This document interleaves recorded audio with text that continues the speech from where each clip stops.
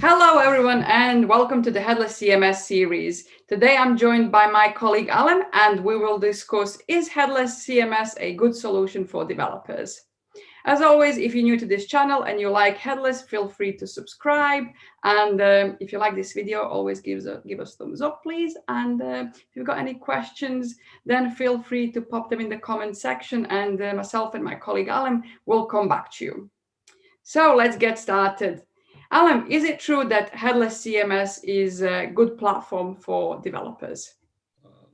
Yes, Ida, it's a great solution for developers since it offers us so much flexibility and so much ways for integrating it with anything on the market, with any platform, and it's really a good solution when it comes to speed of development. So with Headless, we can speed up our development and instead spending months for our features, our websites or apps, we can build them and deliver them in the matter of days. So it's a really great solution. Excellent. And does it mean then that Headless is actually future-proof? When we are talking about Headless, it offers us opportunity to deliver the content on any platform we want.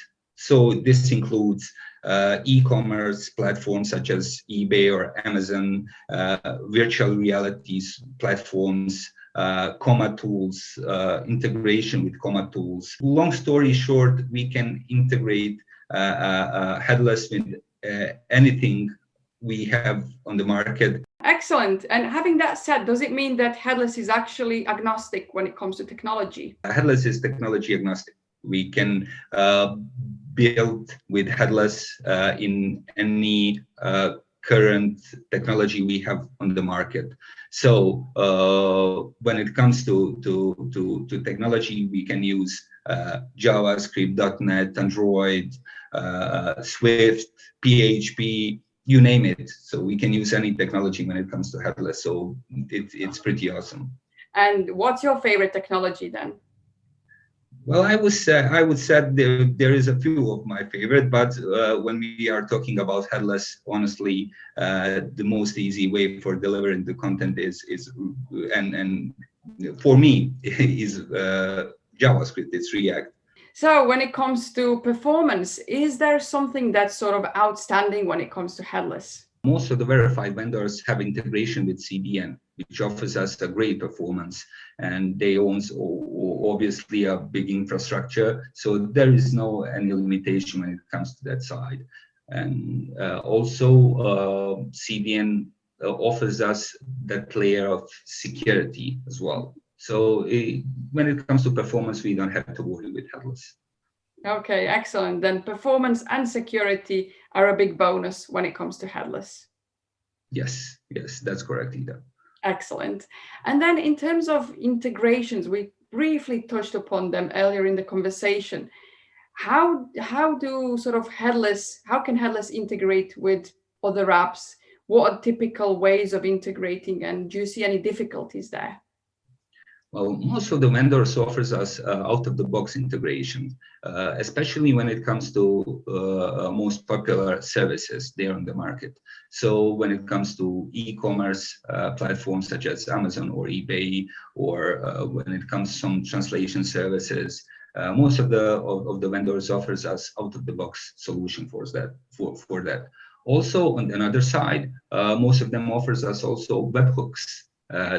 That can be created, and webhooks are some kind of notification for our software application. So if something is changed within the Headless CMS, it will reflect on some other platform. For example, we can use that webhooks for our social media channels. So if we publish some specific article, it can at the same time it can be published on social media channel. So that's really awesome.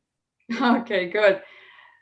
Slightly different topic then. In Headless, or actually better to say, so with traditional CMS, we always had to think about updating our CMS or applying hot fixes, and just a bit of heavy maintenance regularly. It needed to be done.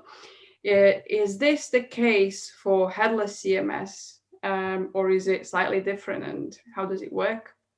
Okay, here we need to differentiate like on-premise or self-hosted headless solutions, which we have also on the market, and cloud-based headless solutions. So when it comes to software as a service solution, we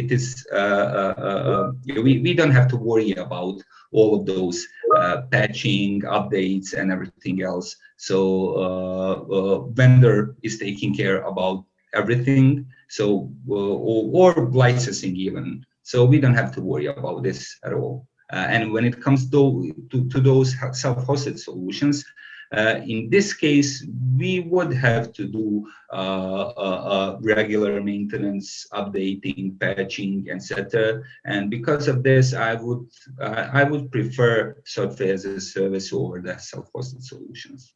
Okay, good.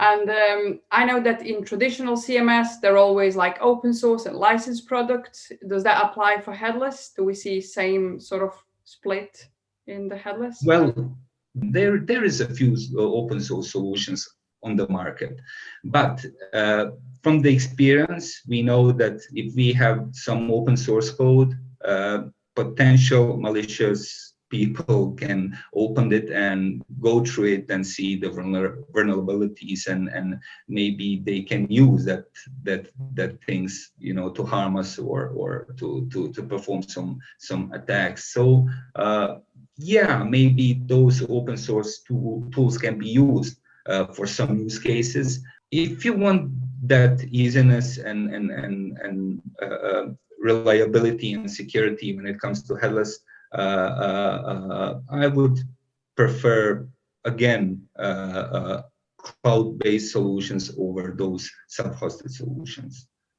And recently, there's been quite a lot of sort of security attacks, especially in 2020 with EasyJet and similar companies.